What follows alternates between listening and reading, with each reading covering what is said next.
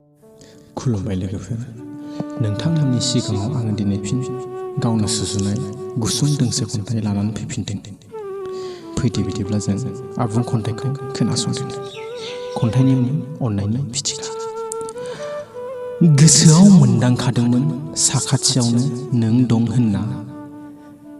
गोसोआव मोनदांखादोंमोन साखाथियावनो नों दं होनना। गोरबो सिंनि दैथुना फोजाफैदोंमोन नोंनि अननायनि फिथिखा लुफावना। गोरबो सिंनि दैथुना फोजाफैदोंमोन नोंनि अननायनि फिथिखा लुफावना।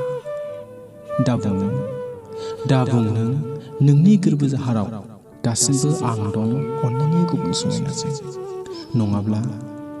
नङाब्ला साखाथि नुब्लाङाव गोसो बागदावलायनाया अननायनि गुबुन मोनसे इसाराजों सिखोमा जागोन। आङो गोसोआव मोनदांखादोंमोन साखाथियावनो नों दं होनना। गोरबो सिंनि दैथुना फोजाफैदोंमोन नोंनि अननायनि फिथिखा लुफावना।